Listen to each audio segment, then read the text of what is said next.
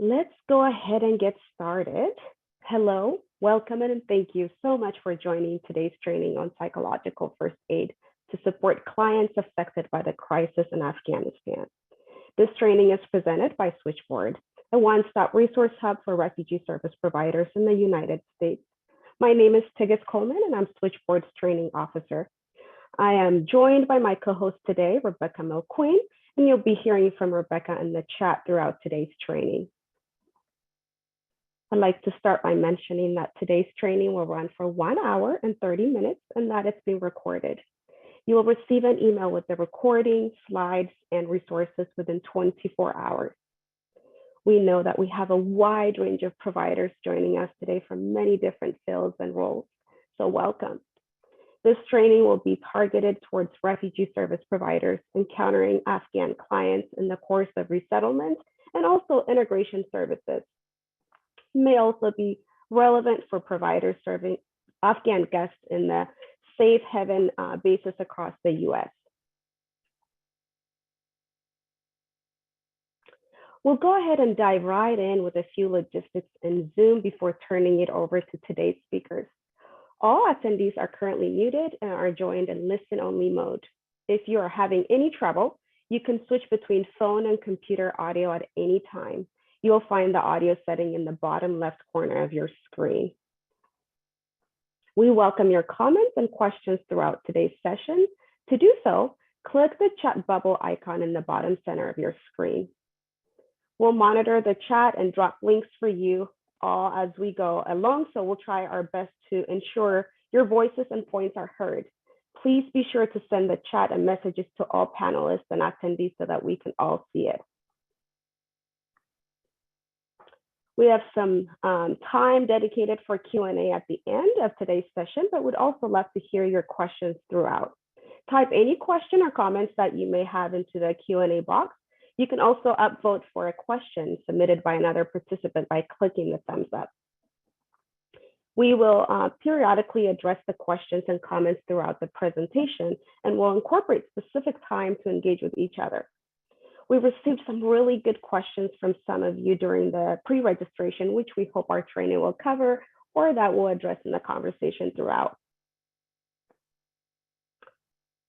With that, I am thrilled to introduce today's speakers, Beth Farmer, a licensed clinical social worker and senior technical advisor, safety, education, and wellness with IRC, Dr. Omar Reda, board certified psychiatrist and founder at Project Untangled, a model of care. And Rebecca is going to be dropping the link to Dr. Omar's website. And also we have Maliha Mirza. She's a behavioral health social worker at HealthPoint in Washington. With that, I'll turn it over to you, Dr. Omar. Hi, thank you very much. It's really such a pleasure and honor to be with you. And thank you very much, everybody, for being here today. That really means a lot. I want to thank the hosts and I want to thank the organizers. And I hope today we can have a conversation. I know there are many questions that can come up, and maybe we are not able to, answer all of these questions. Maybe you'll leave today's training with more questions than answers, and that's okay. We are here to learn from one another. So I am from Libya originally. I'm not from Afghanistan. So I'm not necessarily an expert on the Afghan situation, but I am here to share some of my experience, and hopefully we can collaborate and navigate this crisis together. So as you can read the objectives today, these are some of the goals that we hope to achieve.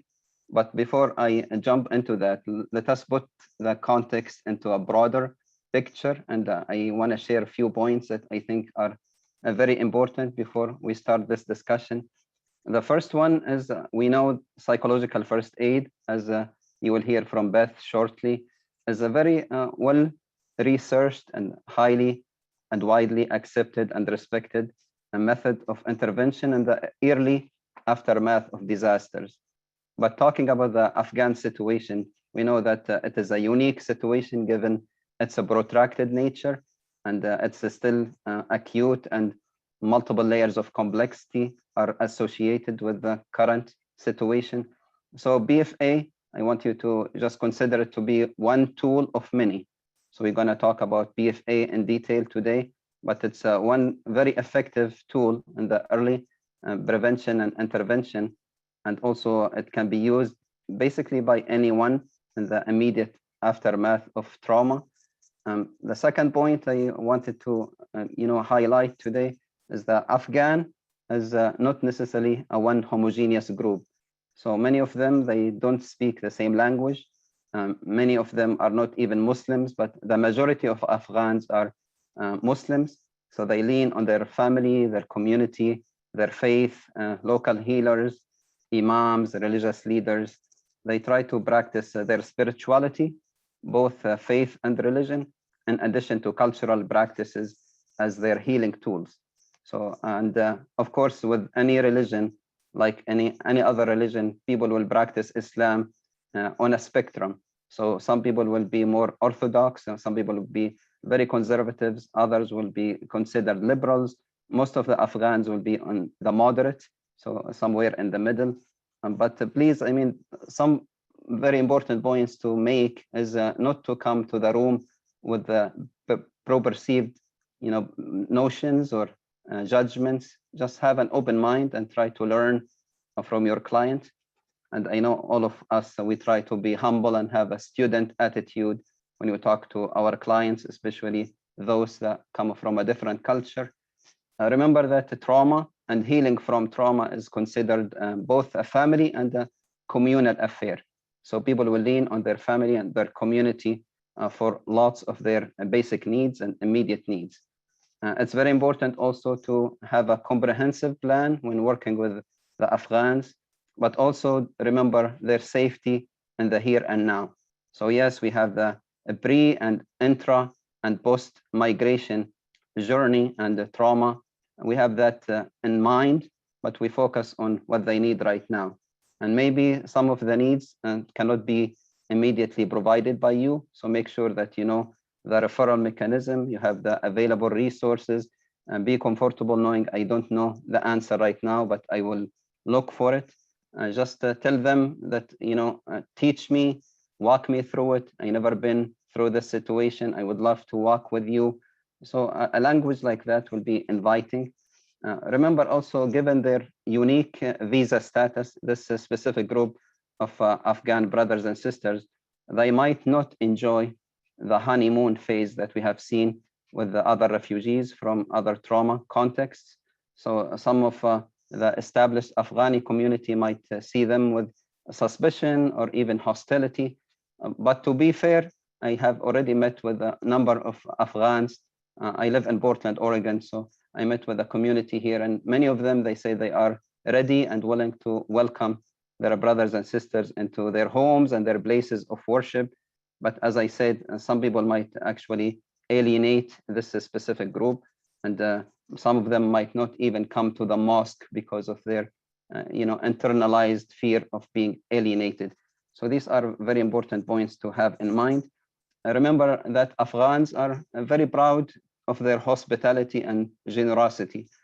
People say if you are invited to the first cup of tea, then you are a guest. If you are invited to the second cup, then you are a friend. And if you share the third cup with the family, then you are part of the family. So people will be very hospitable. They might bring gifts to you. They might invite you over. So please make sure that you respect the culture and make sure that you don't see that as intrusion, and try to learn from them and respect some of these rituals. And also, a focus group that I attended recently, they talked about three very important themes in the immediate aftermath. So in the current crisis, I would say focus on safety. Safety can be established when people lean on their family and also on their community and the community that's hosting them. Second is hope. People like to receive some kind of hope. I think the government and non-government organizations, they have a responsibility to maybe expedite their paperwork and make sure that they have decent housing and stuff like that. And the last thing is to teach them skills.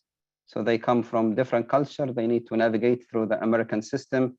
And I see there are brothers and sisters joining us from Germany, from Malaysia and other parts of the world. So welcome. And also some of them, given the change and dynamics in the family system, children go to school, they learn the English language very quickly. They might learn a few habits from public schools that may contradict their family values.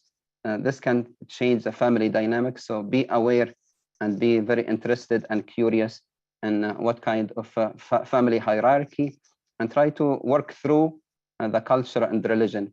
Don't see them as your enemies. Don't alienate the families. Rather, make them your allies and work with them and through them. Also, we need to build culturally humble resources and services. And I think if we reach the youth, that will be wonderful. We have seen in other contexts, like with the Rohingya refugees and the Syrian and the Iraqis, that activities that involved women and children were very effective. I might predict that men from the Afghan culture might struggle with the depression and might not necessarily be the ones who are provided for their families, which can be very, injuring to their ego. Many of them are very proud, and right now they might not learn the English language quickly, and they might struggle with their finding a job. Some of the other few points I like to discuss is make sure that you are aware of some cultural differences when it comes to parenting and discipline style. So make sure that we have a relationship with the CBS and DHS. Make sure that we teach the Afghani community that there are different laws in the country, so we don't end up with a family breakdown.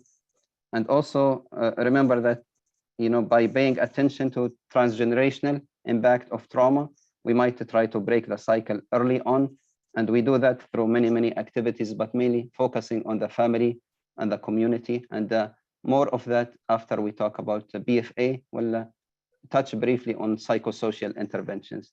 So now let me pass it to my colleague Maliha for more about the context and the cultural awareness of the Afghan.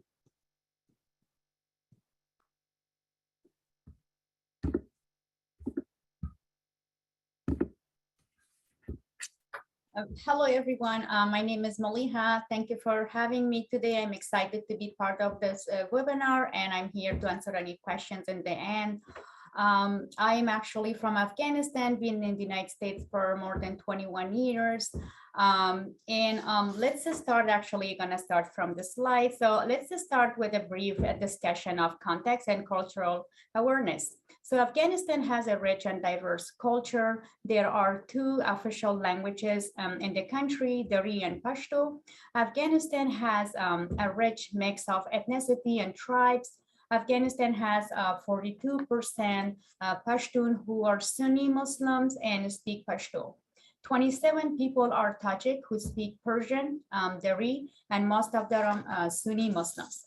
Hazara make up about 9% of population, and they are Mongols. They speak a dialect of Persian and Turkish, and they are Shia Muslims. 9% of populations are Uzbek, and they live in northern part of Afghanistan, and they are Sunni Muslim. The Turkmens are a small minority with making only 3% of population. 2% of populations are Baluchi, who speak Baluchi, and they speak Iranian language or a dialect.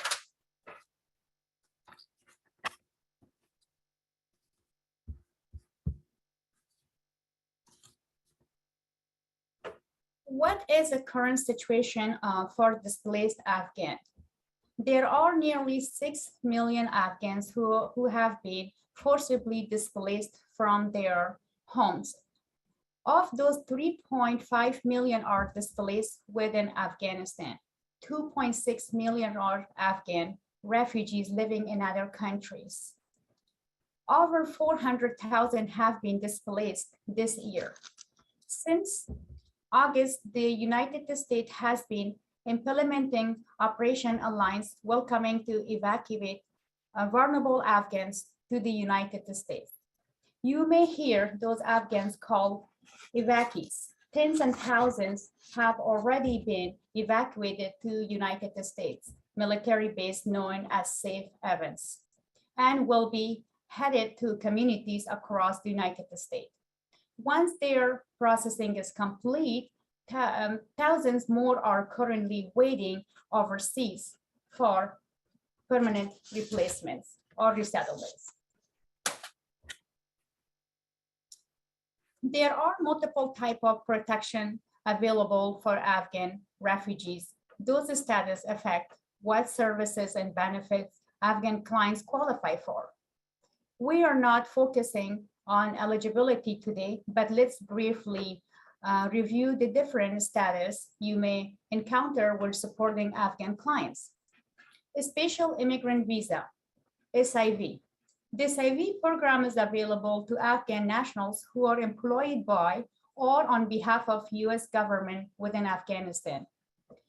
This program is intended to allow those who qualify on their direct family members to apply direct to the US for resettlement, as opposed to waiting for UNHCR referral. After their cases have been approved, SIVs receive resettlement services from a local resettlement office. Priority 2, P2. A P2 designation means that this is a group of special concern to the US government. The new P2 designation for Afghan exposed beyond the SIV program to include those who don't meet the minimum time in service requirement for the above, and those who work in Afghanistan for US-based media company or a non-governmental organization. After their cases have been approved, P2s receive resettlement services from a local resettlement office. Asylum. A person can seek asylum in the United States if they meet the definition of a refugee. They can apply for asylum from within the United States or the US part of entry. Asylum seekers can seek work authorization while waiting for final decision for their case. Once they have been approved for asylum, they can review services from a local resettlement office. Humanitarian parole. From many Afghans arriving to the US, they will likely be initially seeking humanitarian parole, which is a temporary status allowing the parolee to stay in the United States up to 365 days while applying for a long-term solution. We know many of you have questions about what benefits and services humanitarian paroles are eligible for. As most of you may have heard, the new law authorizes Afghan arriving with humanitarian parole to receive the same services as refugees, including ORR assistance, reception and placement, and other entitlement programs like food and cash assistance like SNAP and TANF. The new Afghan Placement and Assistance, APA, is one key program, and Switchboard has a blog post with more information on other programs and services, which I know Rebecca just put in a link in the chat.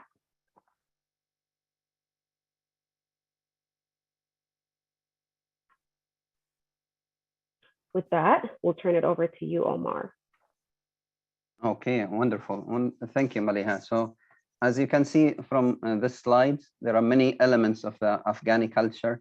And our goal today is not necessarily to cover everything about a culture. Remember that culture is complex, and not even two people from the same culture will have the exact same experience of their culture.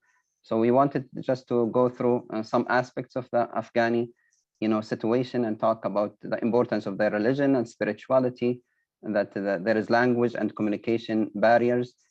Make sure that you know the geographic context, what's their world view and values and traditions, heritage and history, their family and kinship perspective on health, especially mental health and the stigma associated with that, gender roles and sexuality, socioeconomic status, education, cultural identity, degree of acculturation, immigration and migration history, and systems of oppression and marginalization. So it's very, very important to know that the client in front of you, they have a very complex history. So don't see them as all victims or all heroes. Remember that we appreciate that they have survived through lots of trauma, So we focus on their coping, their resilience. We try to remind them of their inner resources. At the same time, we invite them to take advantage of any outer resources available for them in the community. And on more about the Afghani culture and how to expand on some of these elements, I'll pass it back to Maliha.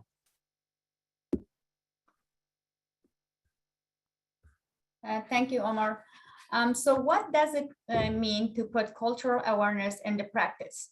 Focus on the individual, allow individuals to explore their feelings, beliefs, and behavior, work through challenging and identify aspects of their life that they would like to talk about. Be open-minded and become a good listener, and set personal goal and work toward desired changes. Avoid making assumptions. Ask good questions and be mindful and respectful. Example, there is often an incorrect assumption that clients from Afghanistan, especially SIVs, speak English. I had a client, a new arrival refugee from Afghanistan, that were asked for an eye exam and read the letters, but the client wasn't able to read in English or dirty. Ask when certain. As Omar mentioned, the Afghan situation is complex and there are many uncertainties. Many people are responding with uncertainty, just as they are. We will be focusing on PFA, which is a very brief intervention. But if your role is, involves providing ongoing support to Afghan clients, you may need to respectfully, ask questions and conduct, as assessment and find more about race, ethnicity, religious beliefs, the social class, including disability. Prioritize learning and keep an open mind. Reinforce confidentiality. When it comes to confidentiality, it's very valuable among Afghan communities. Sometimes there are a balance between protecting an individual confidentiality and respecting client wishes to involve family member and other close contacts.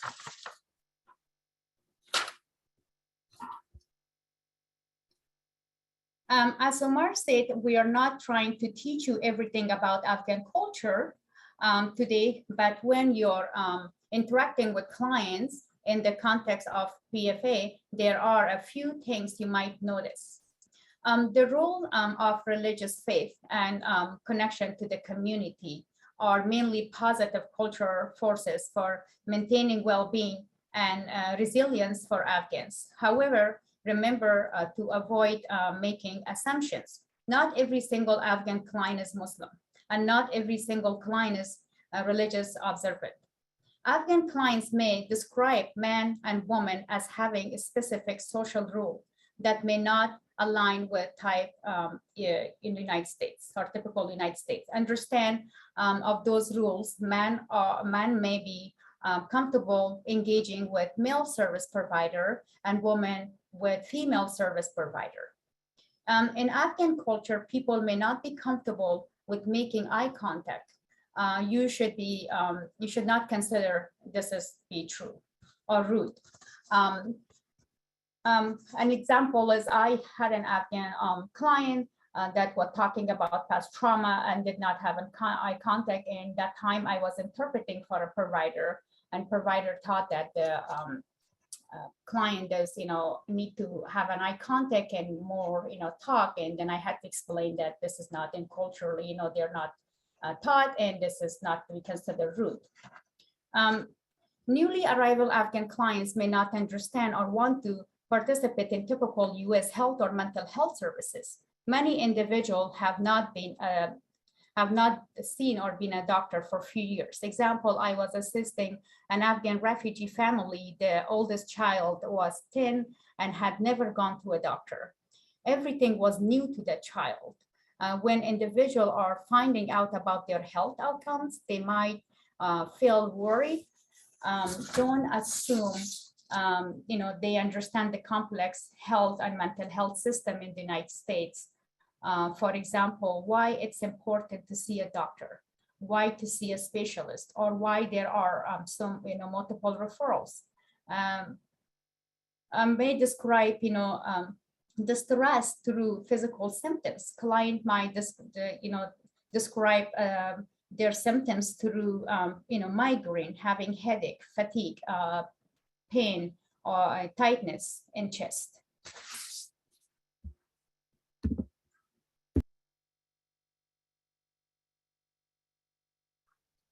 Okay, so let us now do an activity and just for reflecting on your own culture or community, or clients that you work with, what are some ways that they describe their distress? If you can type down your answer in this box, and I will read some of these answers and we can go from there, that will be wonderful. The Slido should be, you should be able to scan it or just go to slido.com and put in the code. And if you don't feel comfortable, you can also put it in the chat and I'll try to capture some of the points and answers that you have. Thank you.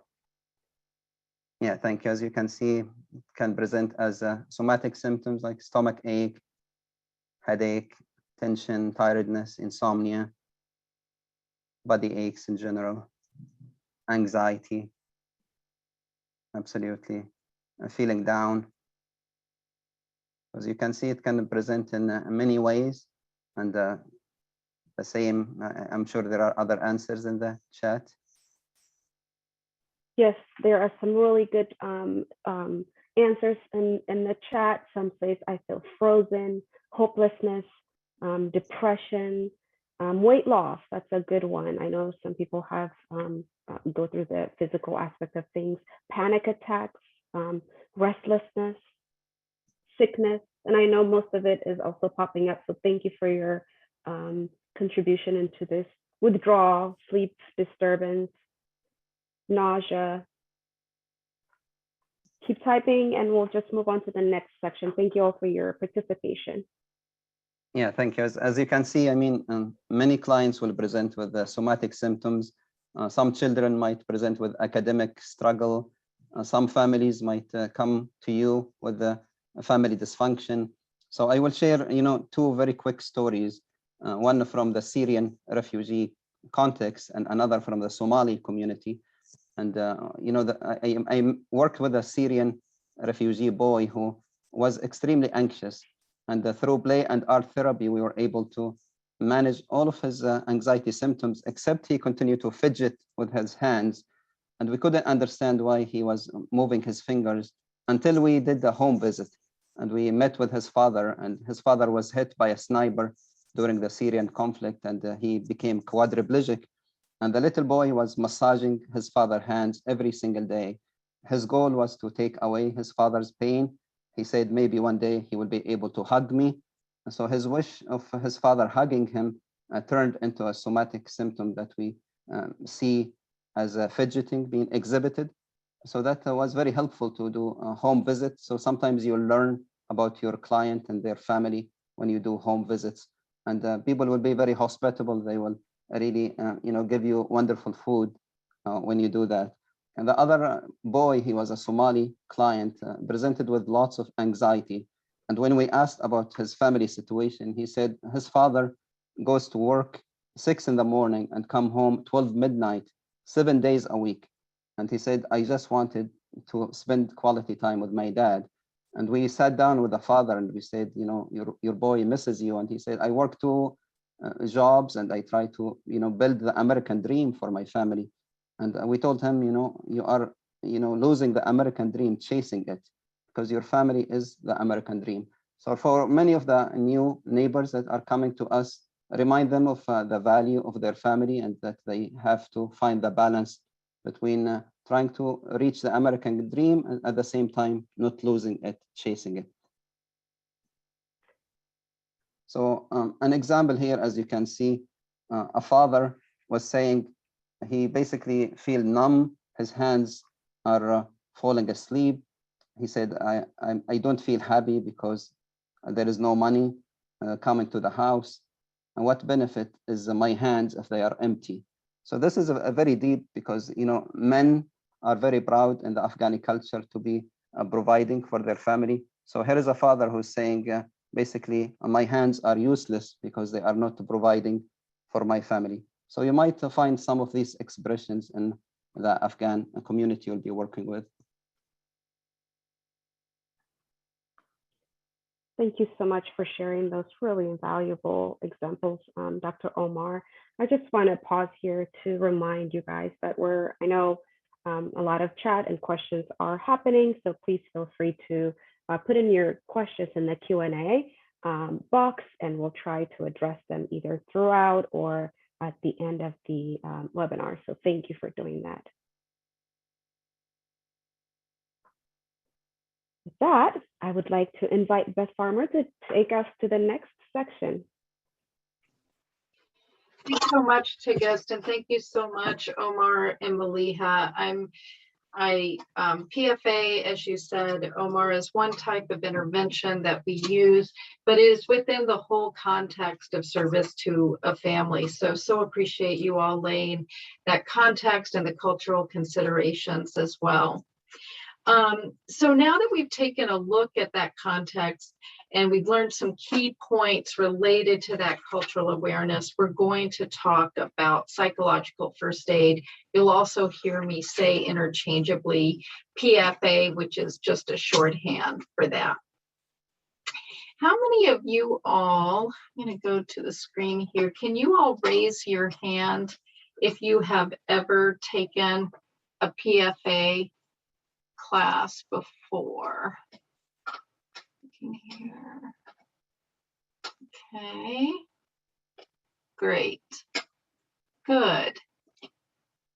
And so for those of you all who have taken a class before, frankly, even if you haven't, how would you rate your confidence level in doing PFA from 1 to very low confidence to 5 to very high confidence? I'll pause for a second as you all put that in.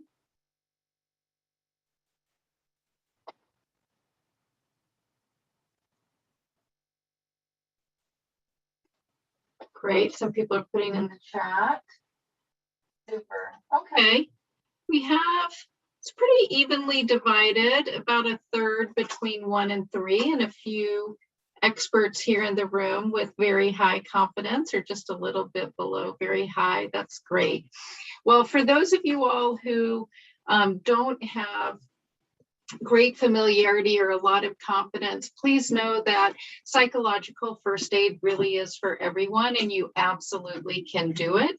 For those of you all who have done PFA and feel very confident before, or feel very confident in doing it, please do consider putting comments in the chat or even adding contributions to the Q&A, because I know that you have a lot to contribute to this discussion. Okay, so we'll go to the next slide and dive right in here. So what do we mean when we say PFA, and why do we use it? Why is it helpful? Well, PSA is an evidence-informed, which means there's research around it, trauma-informed communication approach, and that's really important. It is a communication approach, and it was originally developed to be implemented after something like a natural disaster, a large-scale mass violent event. However, many elements of psychological first aid are helpful with anyone when they're distressed at any time, not necessarily after a large-scale event or natural disaster. And given the current and ongoing situation in Afghanistan and the pervasive and toxic stress of resettling, we anticipate that many ORR funded staff, people who are in agencies funded by ORR, are going to be much more likely to encounter distressed clients at this time. Therefore, we're doing this refresher on PFA that's going to be contextualized to our current situation. And because this situation, unfortunately, of having to abruptly leave one's country, come to a new country, have to have separation from many friends and loved ones, to go through a resettlement process to find yourself in a new community is not unique to people from Afghanistan. We're really hoping that many people on the call find utility in using the PFA intervention, not just now, but also in the future. One thing that's really important to note is despite the name psychological in PFA, PFA is not counseling and it's not therapy, and you do not have to be a professional to do it. Now, in the original intent of PFA, a disaster response worker might approach someone after, let's say, a tornado who's looking lost or scared or uncertain, and they might use PFA in their communication with that person to be a compassionate presence, to help provide practical supports, and to discern things that may be red flags, that maybe need a higher level of attention. We're going to be using PFA a little differently than that here, since a lot of times we're working with our own clients, not just strangers we might see after a natural disaster. And we're also going to be working with these clients long term. And instead of approaching people, we may use it reactively, meaning that when a client we're working with is distressed. Either way, the goals are really going to be the same. It's to help clients feel safer and connected, which also helps bring them closer to calm. And this helps them utilize their own thinking and decision-making processes. It's that practical support, accessing the social, physical, and other supports that they need, and regain that sense of control by helping them help themselves. So, as I said before, PFA is not counseling or therapy. When you're doing PFA, you are not probing people for, tell me exactly what happened and what did that feel like and what do you think that means and how is that changing your relationship with others. You are not probing and going deep. Instead, it's non-intrusive, it's practical, it's supportive. You're addressing those needs and concerns that are right there on the surface, and you're really listening a lot. You're very much in that listening stance, helping people feel more comforted and feel calmer. You can go to the next slide. Now, there's 5 basic principles to PFA, and these are things that I think all of you on this call are already seeking to promote.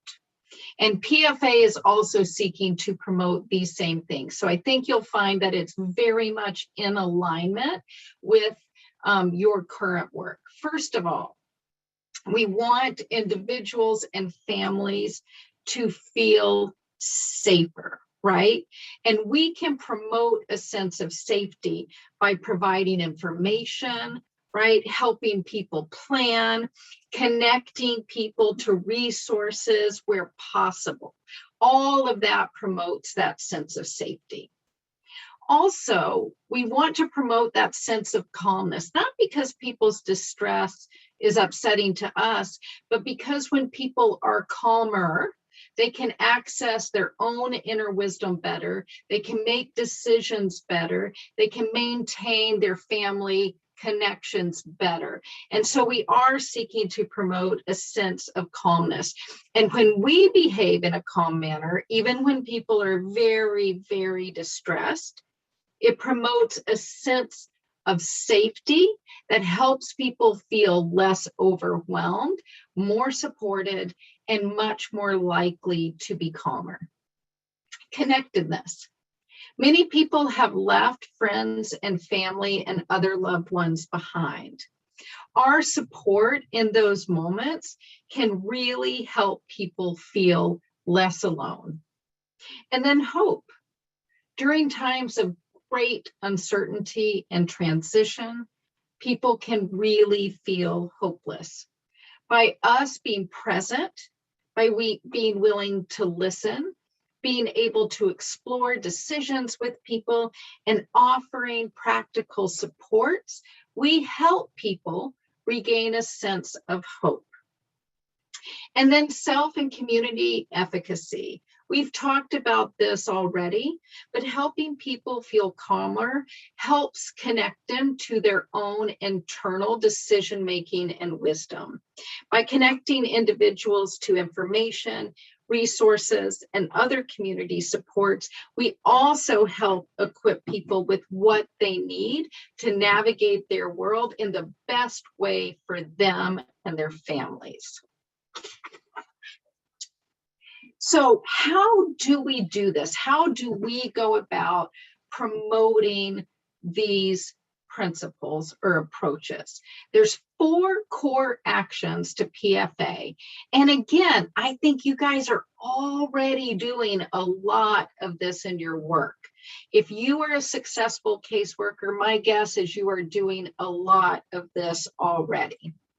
But those 4 core actions, and we'll go over them more in depth in a minute, are prepare, engage, listen, and link. For those of you who have done more traditional after disaster PFA, it's prepare, look, listen, and link. But because we aren't looking in a field of people after a disaster, or we're not at a Red Cross shelter, kind of looking around the room, this is more of an engagement type of process with our clients. So we've changed here, look to engage. So with prepare, we're planning and organizing. With engaging, we're contacting people, gathering information. With listening, we're helping calm and stabilize. And with linking, that's where we're offering those practical supports. So let's go into the next slide real quick. So we're going to start talking about preparing, and I would be remiss here if I didn't say that a big part of preparing is attending to ourselves. We are always a part of whatever situation that we are in with clients, right? And so we need to think about how are we coming in to these situations. So I'd like to take a moment to check in with everyone real quick. Look at this image. Think about how you are feeling today. Maybe it's too early in the day. Maybe you just got up. Then in that case, think about how you've been feeling over the last couple of days or weeks. What color best represents you?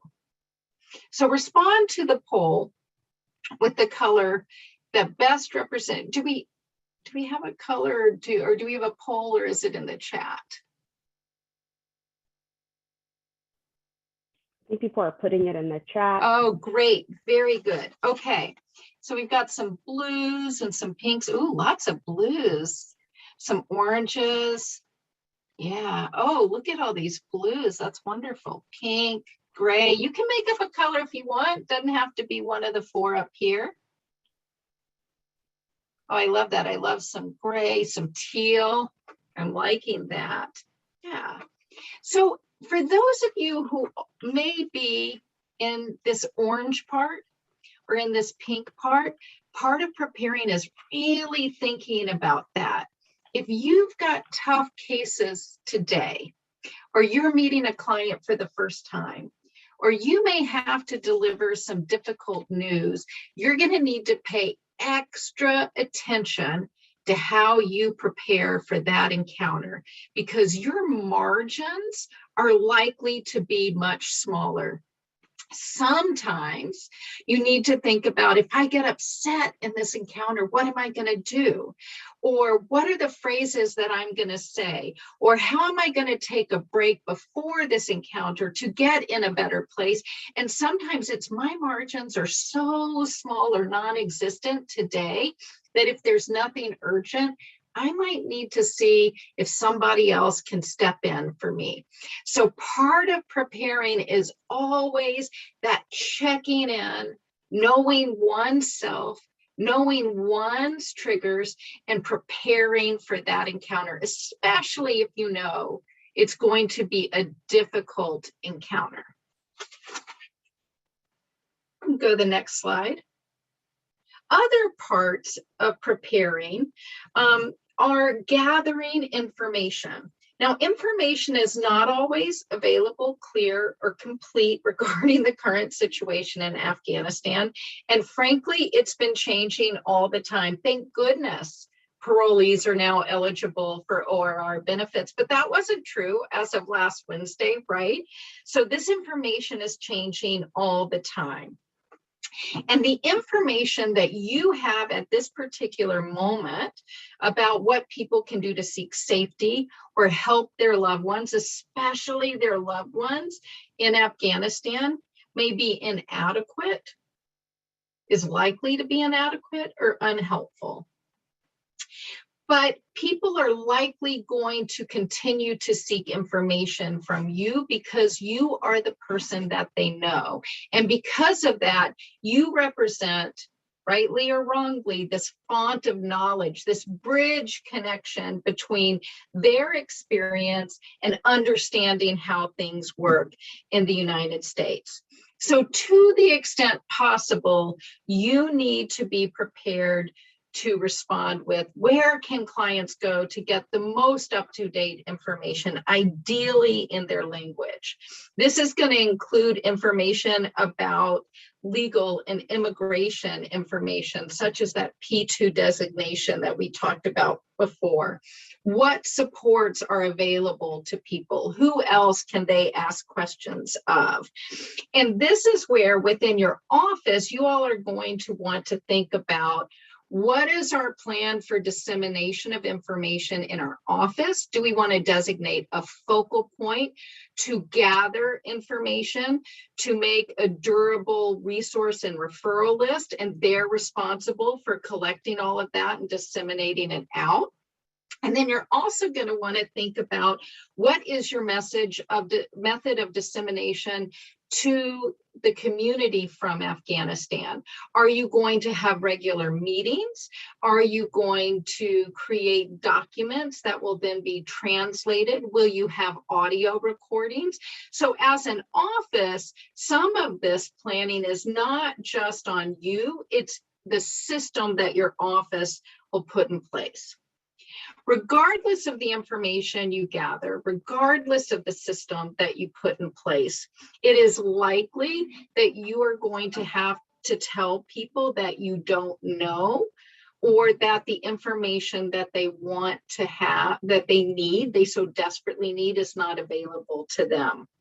And so you want to prepare ahead of time for how you engage with that in a very compassionate way. And some of the things you might say are, I really wish I had the answer that you need. Unfortunately, I don't at this time. I can look into it and get back to you. I can point you into XX and X direction where up-to-date information is posted, or I can ask a colleague and call you later. Whatever you say, you want to kind of prepare it ahead of time. And part of that preparation is being able to lean in to, this is information that they need. You wish that you had it, and you don't, but you want to give them some other alternative wherever possible. And that can be, here's a place you can go to check to up-to-date information. Here's when we post more information about what's happening. We have a session for people from Afghanistan every Thursday night at 7. I'm going to ask someone else. So think about, is there any next step that you can say in addition to not having that information? And also, just one quick caveat here. Many people who are separated from loved ones who really are in peril, or who are really, really worried about where are they going to live, what are they going to do for work, how are they going to support their children. These are big things. These are things with huge consequences. And with that level of consequences, people could react badly to, I would say, badly in quotes, because I think it's a common reaction. People could react with a wide range of things when you can't give them the information that they so desperately need. So it is a normal thing and a very common thing for people to weep, to be angry, to make you the focal point of their frustration and distress. And this again is because the consequences for them of not knowing, of not having this information of what could happen to themselves, their children, their family is really, really huge. So please be patient and respond compassionately. And remember, with that trauma brain, not all the information is coming in, right? When people are really distressed, when they've been traumatized, their ability to process is smaller. So it's going to be really common that people will ask the same question over and over and over again. And it's going to be important that you be calm and you be patient and you be compassionate in your response. So next slide. Beth, I just want to note, Yes, wanted please. to note that Rebecca has put some useful resources in the chat, so please be on the lookout.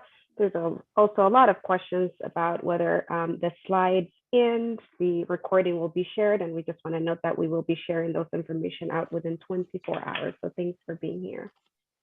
Yeah, thanks, Tigist. And the other thing I was going to say is, even though it is rare for someone to be really distressed, to go into crisis, and when I mean crisis, that they need immediate attention because of safety issues right then, it's certainly not unheard of. So as an office, another preparation, which I should have said before, is what is the crisis response plan for your office?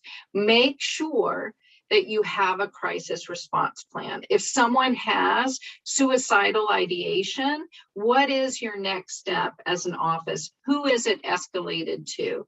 If someone is so distressed that they start to harm themselves or threaten to harm others, what is the crisis response plan in your office? So if you don't know it, go back to your office focal points and try to find it out after this call.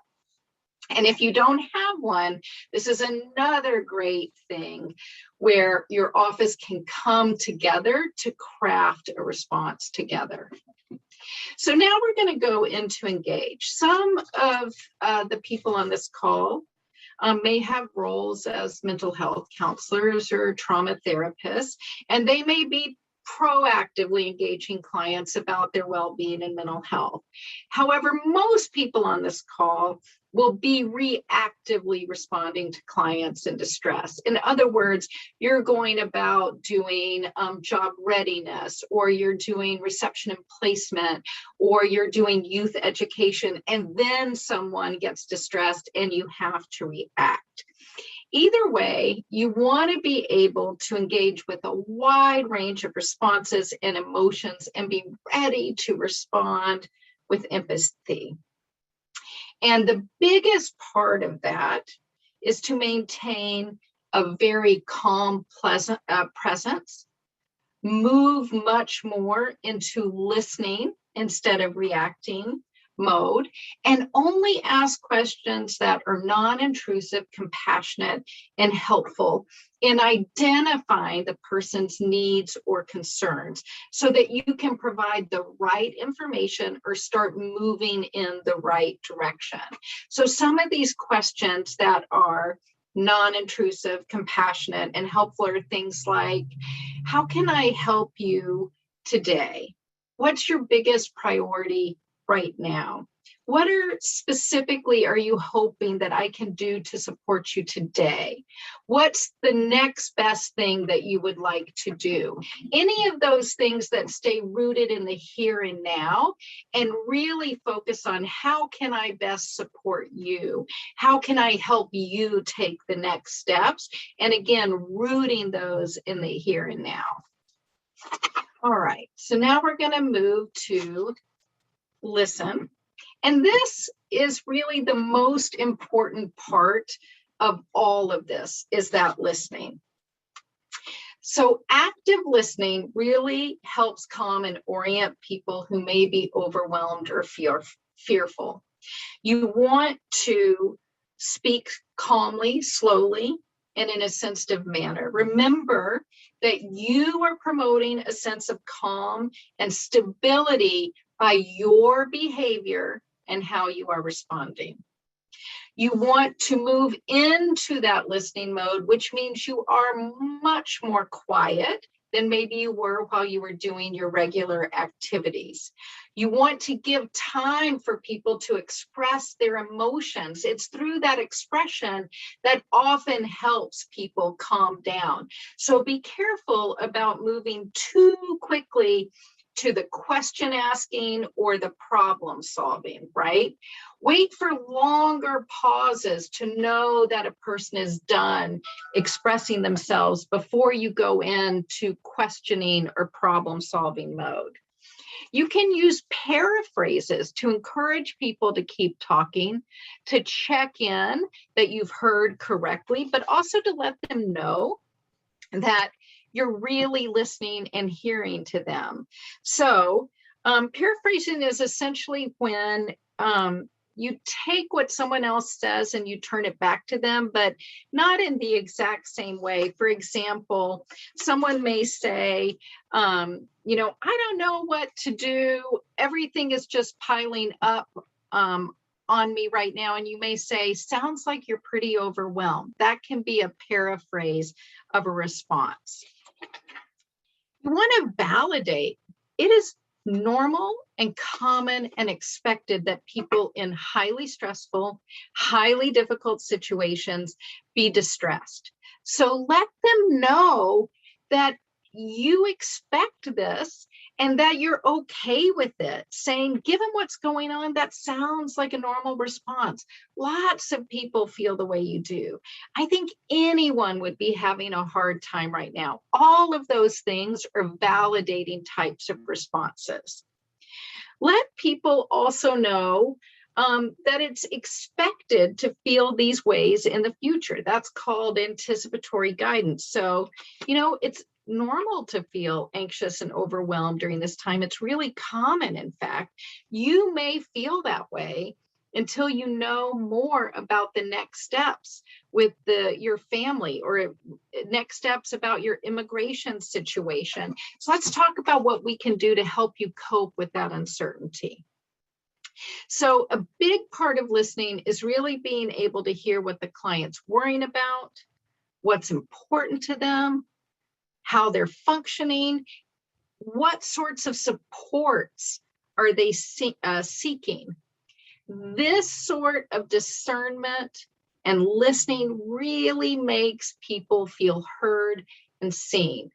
And that really, really helps them calm down, but it also provides that foundation of compassion that promotes healing and resilience.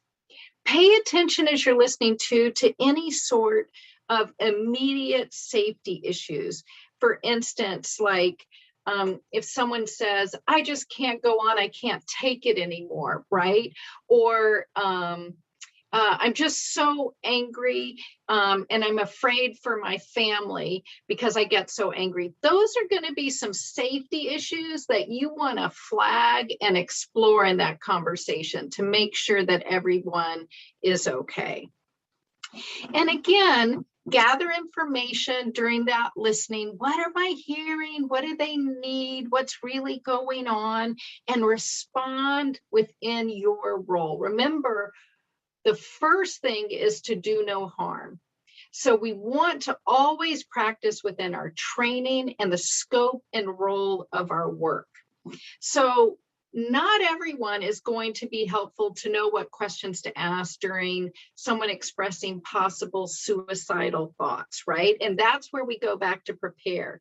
Who then is that person and how do you connect them? So we just want to gather enough information to know what appropriate next steps we should take. All right. And as we move on to the listening part, As mentioned in the prepare section, people will want information on immigration policies and changes in Afghanistan. The situation is dynamic, as you all have already seen, and it's likely that available information is going to lag behind the situational reality. It's also likely that the information that is available will be inadequate to address people's concerns. And in these moments, our role as helpers may be to simply listen, empathize with clients through that active listening that we just talked about, and remind them of coping strategies. Encouraging people and reminding people of coping strategies does not mean we need to teach them fancy or hard coping techniques. We can ask people, what do they already do to help them cope or survive? What have they done in the past that's worked? Praying, listening to music, reading and walking are all examples of easy and accessible ways people can cope. Ask people who helps them cope and encourage them to seek that person out, even if it is remotely. If they don't have those coping strategies, we can explore with them some new ones. We can talk about things like sticking to a routine, making sure they have regular sleep time, stretching, deep breathing, all of those things. And we can encourage people to reach out to primary support persons and provide information on other sorts of support, including community-based supports, including religious ones and people from their own community. All right. And so I think that what we are going to do now is just move right on, and I'm going to turn it back over to the team for looking at how we put this all together and how PFA kind of walks and talks in practice. Thank you very much, Beth. That was an extremely helpful overview of PFA. Just to put things into practice, let us talk about case scenarios and try to practice some of the tools that Beth shared with us. So Maliha, she has some case scenarios. We are going to alternate. And please write your responses in the chat as well.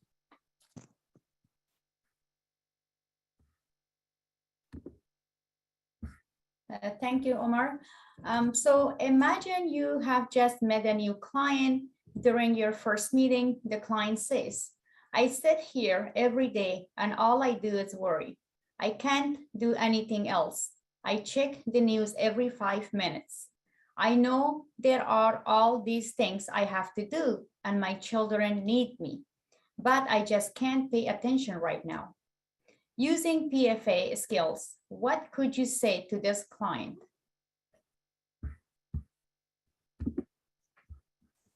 So one useful technique is paraphrasing, as we know. Beth talked about paraphrasing. So you can maybe say something like, so you feel like your level of worry is keeping you from doing some things that you can do.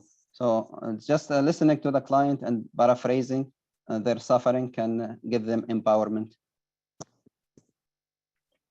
We would love to see what you would also say. So please use the chat to kind of practice live with us too. So, and I see some answers like, let's see, it sounds like you have a lot to think about. That's a really good one. Thank you. Also validate feelings, reflect back, paraphrase. So go ahead and just practice that as we go through some of the scenarios. We're going to move to the next scenario so that we have a lot of time for you to ask some good questions and allow us to have some Q&A. So thank you. Again, lots of answers in the chat about validating feelings. Some that say, that must be difficult. What's the one thing your child needs from you? So that's really good.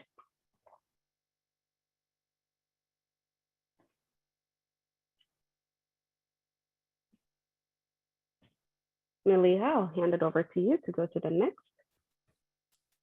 Imagine that after discussing with this client further, you see they have many questions, including questions of their immigration status and how to help their family still in Afghanistan. Unfortunately, you don't have answers to many things they want to know. The client then says, "You are absolutely useless and you don't know anything. You are not even trying to help me." Using PFA skills, what could you say to this client? So one way to go about this is to express empathy for the distress that the client is showing. So I really appreciate how, Beth, you talked about we need to be really taking care of our own needs as providers of care. Remember that, part of being trauma informed is to be self-aware. So make sure that you look at the context. Also, you look at your own emotional status, then you engage with your client in a skillful way. So one way to say it is to express empathy by saying, "I wish I had the information that you need. I cannot imagine how hard it is to not be able to get such important information." Thank you. And I see some really good answers in the chat. Remind them that you have helped, that you're helping them, and that the goals in place that you're working with them together, and also sympathizing and figuring out some solutions that are feasible to work on with the client. Let's see, empathize, people say, and Parisa says, "I am sorry, I wish I had the answer you're looking for right now. I'll talk to my colleagues and look into some resources to share with you." So that's really good, kind of sympathy, empathy, and also really some good follow-up to do. "I'm so sorry you feel that way. I'm not helping you. I know it must be very frustrating. This is what I'm going to do," and then state what you're going to do. So really good answers. Keep adding your answers in the chat, and people, I also want to flag you to go to the chat and read some of the really good answers. Great job so far, everyone. Let's continue with a few more examples. Let's imagine that the client says to you, "I just can't stop the worry." What might you say? Yeah, one useful technique is to explore their coping strategies. And we talked a little bit about this before. Remember that they have been through a lot and that they are quite resilient. So focus on their inner resources and remind them of that, and also point them to outer resources. So a reply might be, "Given the situation, it makes sense that you would have a lot of worries. Have you done anything in the past that helps you through some of these worries?" I also see some really good answers coming in, asking, what has helped you in the past, really relying on what used to help them. Let's see, comforting them and also offering some strength, and finding a place of shared goals to see what can help them. I'll go to the next slide. As you continue your conversation with this client, you notice they are getting increasingly frustrated. At one point, the client says, I just can't take it anymore." Using PFA skills, what could you say to this client? And of course, we know this one is extremely important. It comes to your client's safety. So make sure that you probe more into what they mean by the statements they just made. If they say, for example, that, "I'm just frustrated today, I need to take a break from talking about it," that's an okay answer. But if they say that, "I really cannot go on anymore, I'm thinking about hurting myself or giving up," then make sure, like Beth said, make sure that you know your organization, response plan, and also most likely you need to involve your supervisor. I think the audience is picking up on the trend of asking more. Tell me more about what you mean by "I can't take it anymore," right? I'm here to listen. I understand feeling worried is difficult to manage. What are some things that has helped you in the past? Also relying on the past experience. Can you tell me more about your feelings? How are you feeling? I'm here to listen and help. Refer them to a professional. I think we'll talk a little bit about this later. All right. Last one, as you're wrapping up your conversation, the client adds, I just feel like I don't know what to do. I can't go to work because of all this worry. How am I going to pay my rent? How am I going to feed my children? What might you respond? So it's very important now to summarize the intervention that you have been conducting with your client. So a statement like the one on the screen might be helpful. You can say, given what's going on right now, that sounds like a normal response. You may feel that way until you have more information or the situation becomes more clear. We have talked about many worries today. I think it might be helpful to talk about what can we do, what are concrete actions, what are options that we can do right now to help you cope. And remember, I mean, be ready for any surprises. Some of the clients might actually share very important information at the conclusion of the encounter. Thank you, Maliha. Thank you, Omar. I just want to note a few good answers that I see in the chat to the last scenario. It says, it sounds like you have a lot to worry about. Let's break this into smaller steps. Someone says, I would help them make a list and prioritize which they would want to work with and prioritize their needs.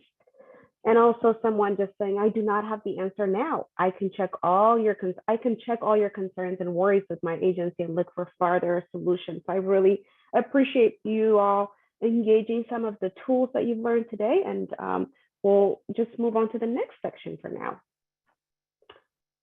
Now that we've reviewed and practiced a few PFA, I'd like to pause to see how we're all feeling. In the poll that Rebecca is going to be putting in, please choose the image or images that most represent how you feel now.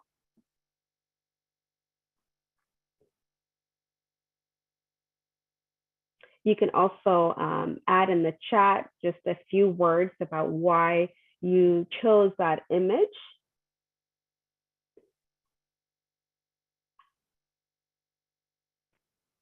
Are you all able to see the poll? If not, you can just put it in the chat. I see lots of 4s, lots of 3s, lots of 2s also. You guys are really fast at typing. It feels reassuring, someone said.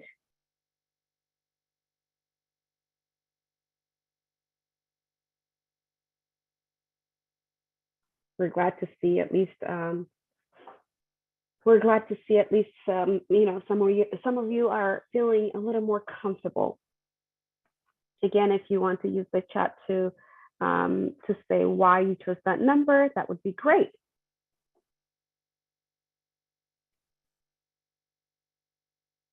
All right. Okay, so we talked in detail about psychological first aid. And remember, it's a wonderful intervention, but it's only one tool of many. So make sure that you have other tools in your toolbox when you walk through this and navigate this journey with your Afghan clients. And remember also, it's very important to pay attention to your needs. So I know Beth will cover self-care, and part of being trauma informed, as we know, is to take care of yourselves.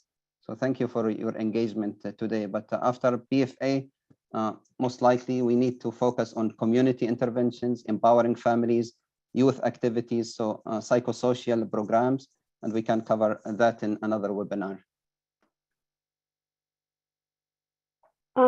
Here are a few recommended resources, which will also be emailed to you, so no need to scramble and write them down. Let me turn my camera on now. We know that this is a very fluid situation that is ever so changing. So if you haven't already, we encourage you to subscribe to Switchboard to get the latest and ongoing resources that we have. Again, Rebecca should be putting the link in the chat, so you can click on them.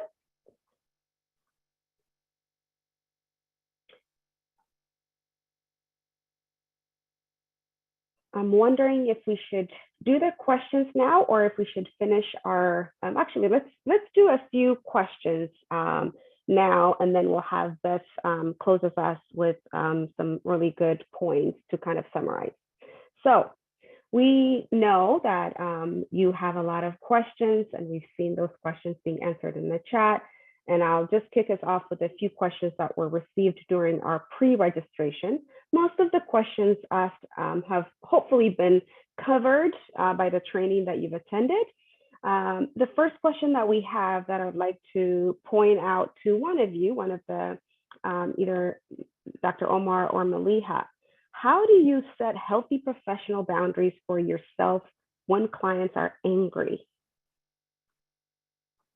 Or Beth, if you guys want to jump in and answer, that would be great. And so I think I briefly talked about this. When your client is out of their window of tolerance, there is a concept that I recently learned called SETA, which is a skillfully engaging traumatic adaptations. So rather seeing the behavior of your client as something that, they are doing it because of bad character or because they are intentionally bad people, just maybe see it as a traumatic adaptation. Maybe this is the way that they are coping with their trauma. So listen very attentively to the message behind the behavior. So a skillfully engaging traumatic adaptation. After you look at the behavior as an adaptation to trauma, then try to examine the whole context and look at your own emotional status, then engage with them in a skillful way. And skillful way can mean if your client is agitated or hyper aroused, you can calm them down. And if your client is shutting down and hypo aroused, then you can activate them using some of the activities that are beyond the scope of this webinar. Thank you. There's a question. Oh, go ahead. I guess I'm just going to add one thing. If you do have a client that is, you may need to get extra supervision and support afterwards for yourself as a staff. And if the client has crossed some boundaries where the behavior is simply not appropriate and can't be tolerated for a variety of reasons, remember that you can address this with them, just not in the moment. So the time to address it with them is not going to be when they're highly escalated, right? But it doesn't mean that you can't hold people accountable if they're doing things that are unsafe. You just want to have a plan for how you're going to do that when they are calmer. And so that's where you really want to have regular supervision. Thank you for that, Beth. I'll move to the next question. This is around cultural consideration. Someone said, since not all Afghans are Muslim, when greeting families, should we just keep our greeting short, salam, as opposed to salam alaikum? Or is that a custom greeting for all Afghan, regardless of religion?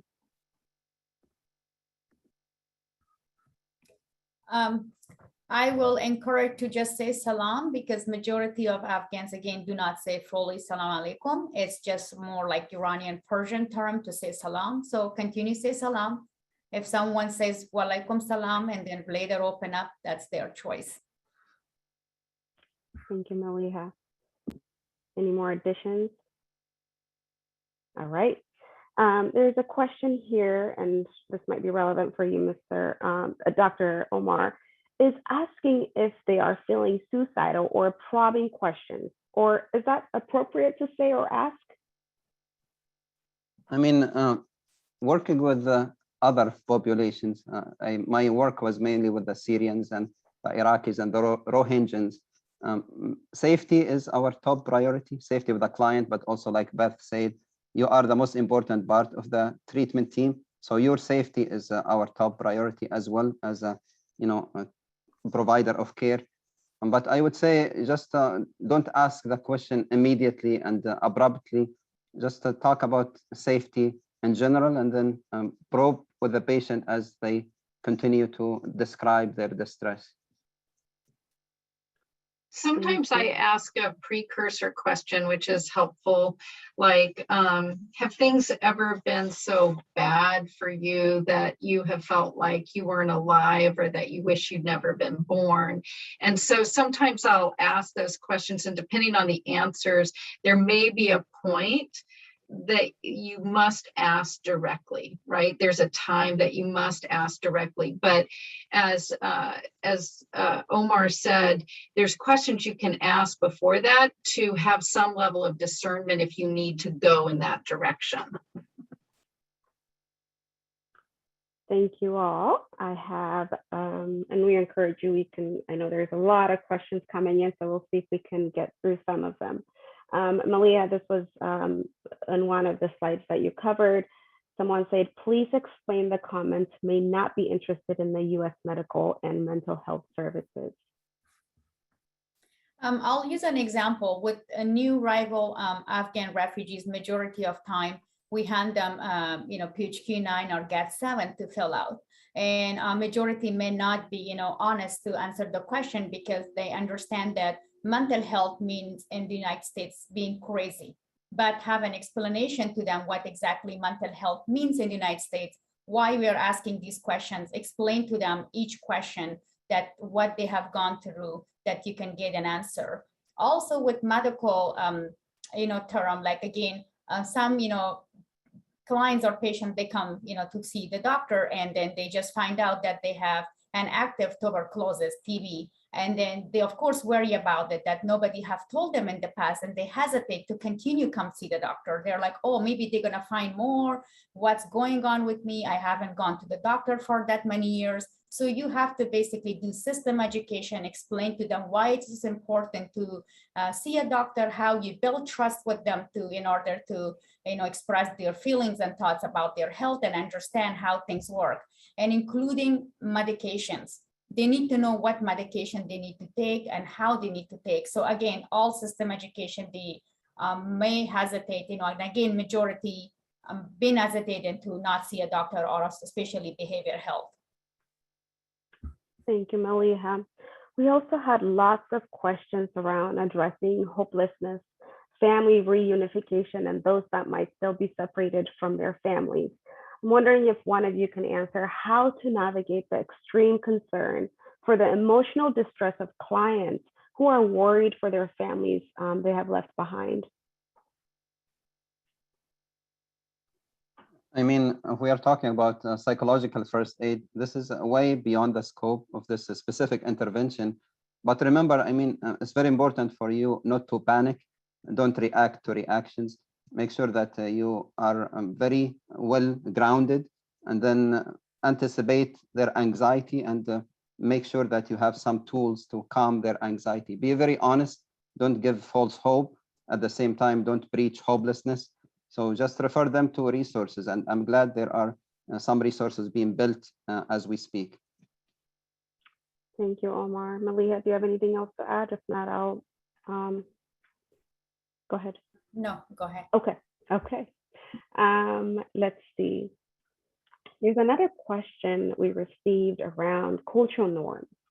Are there specific areas of concern that we should be aware of when working with Afghans due to culture? Well, it depends on the situation.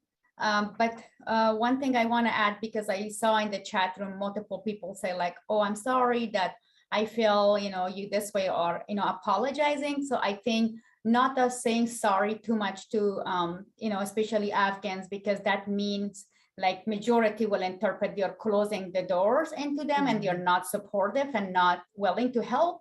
Just like, it's good to say like, okay, I could hear you. Let's, brainstorm. Well, let's talk more about this situation. Let's, find out more like open-ended question in order to understand them instead of apologizing. That's what I would suggest. And also someone says in the chat room, do I need to wear a scarf to say, salam? No, you don't have to wear a scarf to say salam. They respect for who you are. Thank you. Thank you. Let's see. I think this will be a good way to get us to, we have one more question that we'll take, and then we'll get us to the next section. And if we have any more time left, we'll table more. We've received a lot of comments and questions about providers feeling helpless, uncertain, and also going through secondary trauma themselves. Beth, I know you're going to cover this just shortly, but do you mind taking this one about bearing witness and maybe just feeling, you know, the feeling of the helpless helper? Yeah, unfortunately, I think everyone on this call got into this profession because they really care and they really want to help. And so often we find ourselves in situations where we don't have the answers for what people need, and we can't help them, or things have happened that we can't reverse and we can't change. And that is really, really painful for us as helpers. And that's why I think it's really important that we make sure that we're getting help ourselves for how to sustain ourselves in this role. I also want to say that when we can't do something that is tangible, practical, give a piece of information, connect to a resource, I don't want people to discount the amazing power of just being present, of just being compassionate, of just listening without judgment. We can't, and then maybe I guess we can just roll this into our next slide, but we cannot fix everything. I wish I could. I would love to have that power. It would be awesome. But we cannot. But we can be there, and it's hard as we bear witness to people's distress and allow them to talk and really listen and be present with them, create that safe space for them to express themselves, and again, without judgment. So feeling like a helpless helper, it's okay. It's where a lot of us are a lot of the time. And that's why it's really important for us to take our own care very seriously, that we are taking care of ourselves so that we can sustain ourselves in that work. I think we can go to the next slide and then maybe, yeah, so the same thing, this resilience ABCs, which is really the same thing that we are doing with our clients all the time. We want to make sure we're doing it for ourselves. The ABC is awareness, is the A one. Monitor our own well-being. Where are we on that kind of orange, pink, blue matrix that we saw? Where are we at this moment? Where have we been over the last couple of weeks? How do we know when we're overwhelmed? What are the triggers for us that we are starting to get burnt out? What helps us cope, right? What supports are available to us?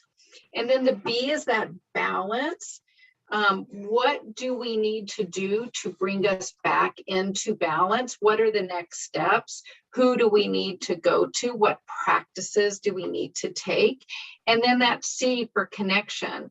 One of the greatest healing powers for ourselves and our clients is to be and feel connected. That's why our presence is so important. This means with family, loved ones, and community, however we define that. So who do we find connection with?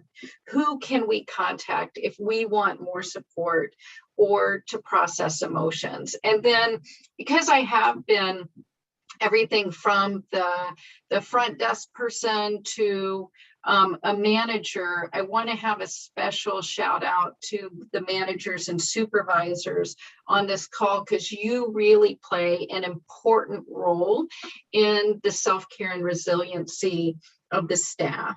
So given that there are likely to be many more clients in distress at this time, you may want to figure out what you need to do to increase your open office hours and your supervisory support at this time. Staff may need you more. What do you need to do to help your staff? If you have staff that are from Afghanistan that are impacted by this situation, checking in with them proactively. Where are they at? Do they have the emotional bandwidth to do this work at this time? What sort of flexibility and supports that they need? They may be called upon to provide a lot of additional services, such as interpretation, that's going to increase their workload and exacerbate their distress. So do they want to take on these tasks? What can be taken off their plate if they are taking on these tasks? So you really need to think about how you can be there for your staff right now.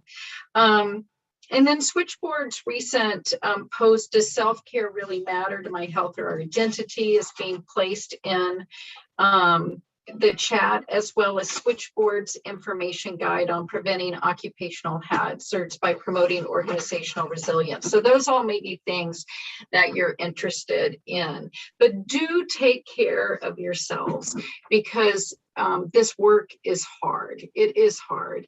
And it's so impressive that all of you care enough to be on the call today and engage in this work so compassionately and with intention. Thank you, Beth. These are the learning objectives from today's training, and we hope you can now achieve them. We'll also share and email the list of recommended resources along with the link to the recording. And before signing off, I hope you'll take a very short time to complete our feedback survey. This survey takes less than 1 minute, and it's incredibly helpful for us in improving our trainings going forward. Rebecca will be or should be dropping the link so that you can see and access it. And depending on how you join this webinar today, the survey itself may already be open in your web browser. And if not, please click on the link in the chat to access it. And finally, here's Switchboard's contact information. I hope you'll stay in touch with us and join us for future trainings. Thank you for joining today and for your continued thoughtful, responsive, and supportive work during this very uncertain and constantly evolving times. And a huge thank you to today's speakers, Beth Farmer, Dr. Omar Reda, Maliha Mirza, and a special thanks to my co-host, Rebecca, who's been managing the chat. Thank you again, everyone. It's an honor to work with you all and hope that you all take care.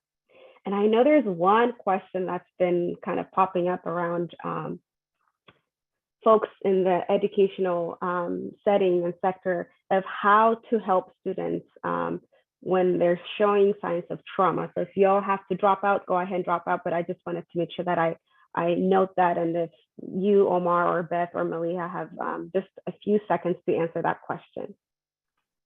Yeah, thank you. I think I answered the person who asked the question privately, but I think to, focusing on the educators, especially children coming from a war zone after being involved in a pandemic and many other layers of trauma. I think not only focusing on their academic achievement, but also remembering their social and emotional and ethical learning. So making sure that you engage the play and art techniques, and make sure that you involve the family and do lots of empowerment. So non-formal interventions that focus on family and community have been very helpful with other communities. Yeah, I would just add to that, if you look on IRC's, you can search IRC plus Safe and Healing Classrooms, and that can be helpful for educators of young children. It's a toolkit. I would say that how much you explore this with a person in your class may depend on your relationship and also your training and your skills. But one way that I have found helpful, especially with older adolescents, is to invite a guest speaker in to open up the topic, and then have resources prepared if people want to meet privately afterwards to get connected to a resource. And that way I'm kind of staying within my own scope and role, but also providing space and the information. But I 100% agree, especially for younger kids, that art is so important, and the community and play is so critical.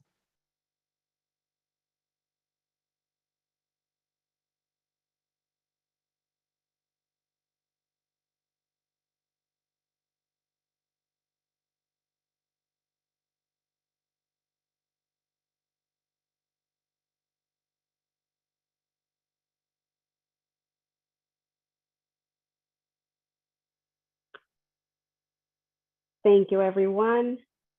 We hope to see you for future trainings. Have a good day.